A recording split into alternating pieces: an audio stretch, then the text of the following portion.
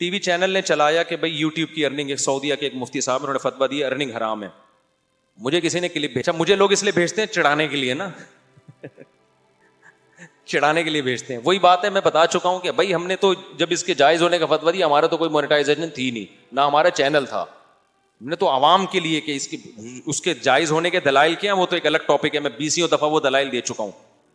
تو مجھے کسی نے بھیج دیا, میں نے کہا یہ جو ٹی وی چینل پہ انہوں نے یہ خاتون اینکر تھیں, وہ بار بار اس سعودیہ کے مفتی صاحب, میں نے کہا یہ ٹی وی چینل اس فتوے کو, اگر وہ فتویٰ ہے, پتہ نہیں فیک بھی ہوتے ہیں, ہوتا بھی بعض دفعہ نہیں, اگر وہ ہے, اس کو اتنا پروموٹ اس لیے کر رہے ہیں کہ یوٹیوب یا سوشل میڈیا جب سے آیا ہے ٹی وی چینلوں کو اس سے نقصان ہوا ہے.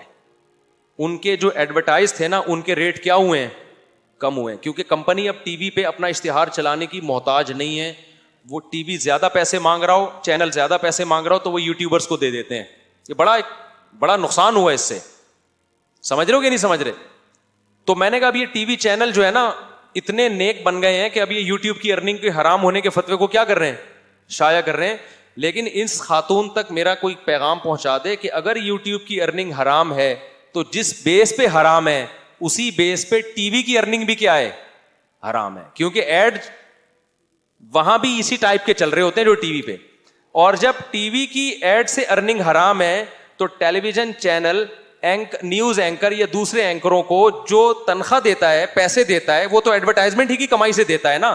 تو حرام سے تنخواہ دینا اور آپ کا اس تنخواہ کو وصول کرنا وہ بھی حرام ہے یا نہیں ہے؟ نہیں, یہ بات میرا خیال ہے سمجھ میں.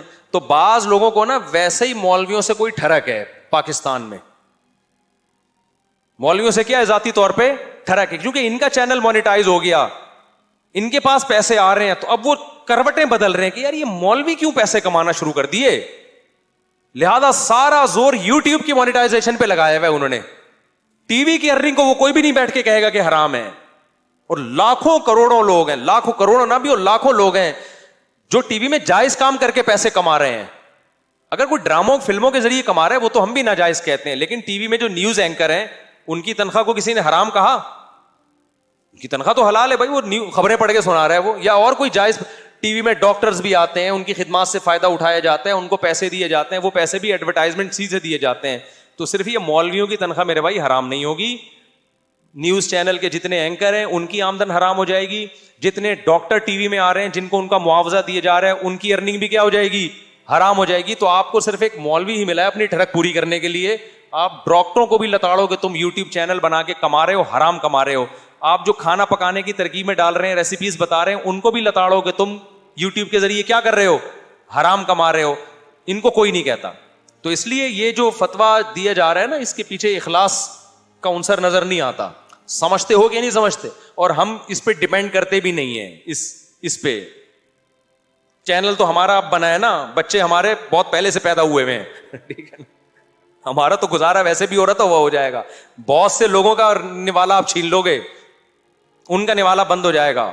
سمجھتے ہو کہ نہیں سمجھتے؟ تو ابھی میں نے دلائل نہیں دیے حلال حرام کے, بھی تو میں نے الزامی دلائل دیے ہیں. ویسے جو اس کے دلائل ہیں, جو اعتراضات ہوتے ہیں کہ فحش اشتہار آتے ہیں, یہ ہوتا ہے, وہ اس میں کافی